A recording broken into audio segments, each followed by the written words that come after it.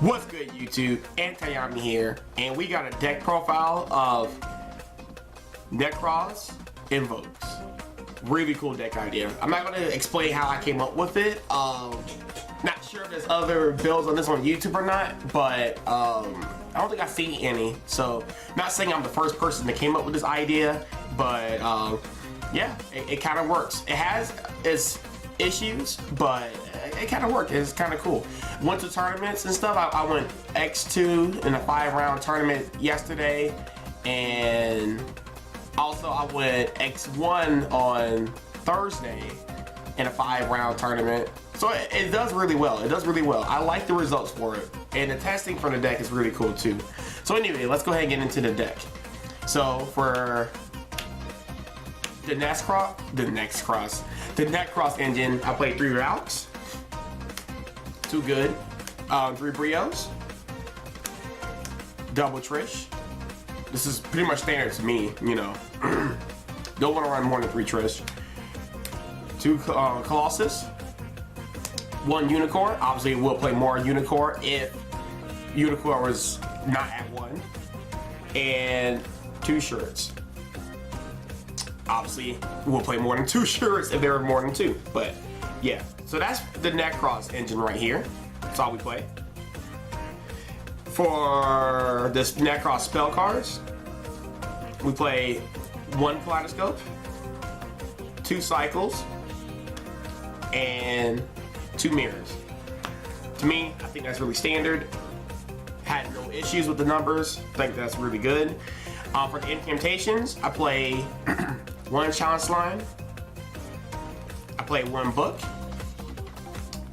2 Calamandros, 2 Pencil Plumes, and 2 Incantation Candles.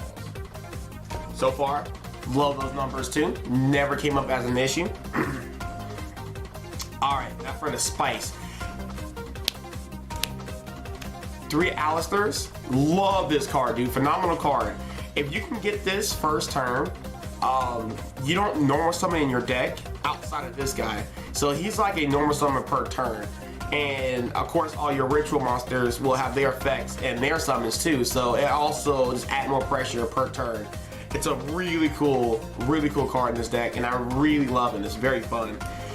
The only problem with this card is that if you make a fusion monster and you control Unicorn, unfortunately your fusion monster is negated, but you can still make some pretty awesome boards, because a lot of times if your opponent can't deal with Unicorn, their main priority is to deal with the Unicorn.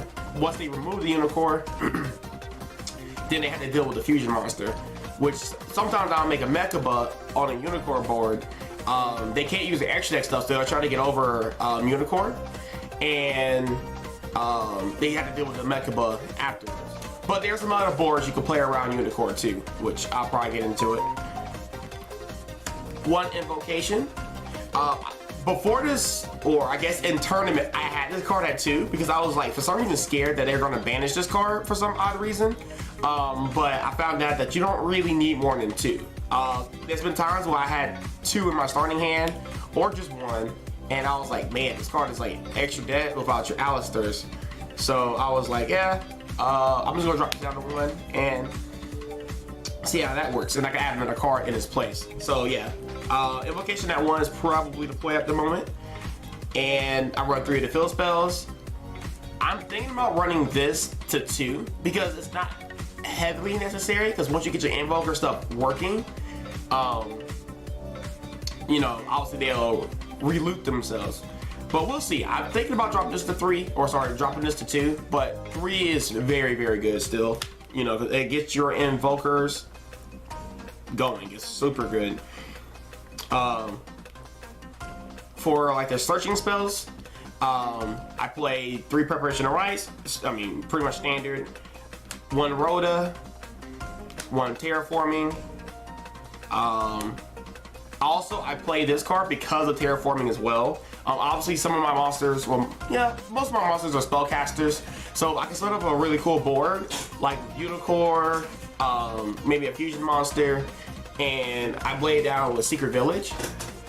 It shuts down your opponent more than you can. Like, it's I won maybe 3 duels by opening up with the Secret Village play into Unicorn into like a fusion monster because it's just another beat stick, you know? And they instantly scoop, you know? So they couldn't really get over it. And last but not least, for spell and chart removal, I played 2 Cosmic Cyclones in the main deck. Just to out some of the Pexi cards, like basically, I hate Mystic Mind, so I wanted to like have at least an out to it and stuff. And there's some other back row decks, or it's really good versus Pendulums. So I decided to like, let's just play 2 of these, and they came in clutch. Very good card in the main deck. So deck is at 41 currently at the moment. I guess I go into my extra deck, I'll kind of speed through it because it's kind of self-explanatory. So I play 3Ds for my Kaleido targets. I play 2 level 4s and 1 level 12. The other numbers never came up, so like it like that. For the Invoke engine, I play 2 Mechabuzz, 1 Earth, 1 Wind, 1 Dark, 1 Water, 1 Fire. And I also want to bring this up too for the Dark guy. He is a level 4, so there's been times where I use him for XYZ material or making an XYZ monster. So that's also really cool too in certain matchups. For my links, 1 Phoenix, 1 Salamangreat, 1 Lampa, and 1 BLS. I played BLS so much in this deck now. Since now I have more monsters on board a lot of the times, I can make more like link plays. So he came in clutch a lot. Made him so many times, and my opponents could not get over him. This is just a generic rank or link 2 monster. So didn't really summon him. I summoned him once because my opponent gave me the I don't know her name, but it's like a nightmare card where it says on my field, and the only cards or only monsters I could summon were links. So he came in handy with that. Outside of that, didn't really play him.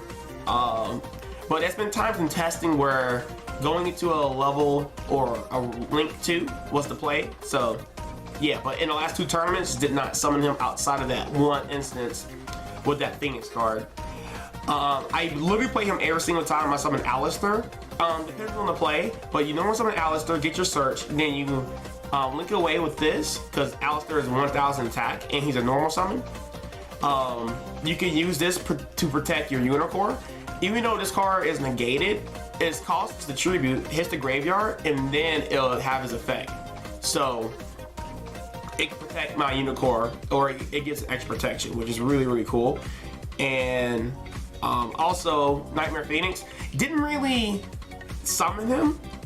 There's been times where I feel like I could have summoned him, but I found another way that was a little bit better. So I just kind of threw him in here just because, you know, maybe he could have, you know, came up or been an extra MST to something, but he didn't come up. But I could have summoned him. It would have been just as good. But discarding your card is very, very tough in this deck. And then last but not least, I play 1 Dweller because obviously Orcas are rampant. And for other matchups that uses the graveyard. And yeah, that's pretty much the extra deck. Going in the side real quick, I played 2 Pankratops, 3 Nibiru, I almost forgot his name for a second, 3 Lancias, triple Twin Twisters, 1 more Secret Village, and Evenly Matched, which is a card I only cited like twice in the game, never resolved it. Not a big fan of this card right now because I'm scared to play against this card versus like obviously Endymions and stuff because they were just negated. And I've been going against a lot of decks that I feel like if I side in like Twin Twisters or I lock them down or you know whatever, this card doesn't come up as much as you think it does. It's still a really good card, but I might switch it out for something completely different. There's been cards that I really want to decide. One of them are Infinite Impermanence. So I might actually take these out for Infinite Impermanence because I want more hand trap negates. So like if I go second or whatever and my opponents are popping off, I want to like kind of like Veiler their cards. So I might drop this off for Veilers or Impermanence, but yeah. So that's the deck profile. I hope you guys enjoy it. Like I said, I got a lot of success with this deck. It was pretty cool. It does take some practice to get used to it because I have my own spin on how I want to play the deck. So yeah, if you guys like this deck profile, leave a like because I will really appreciate that, and leave a comment to see how you guys feel about this deck too, because I think this deck is pretty spicy. There's some really good stuff this weekend. So, all right, guys, have a great day, and catch you in the next video. Peace.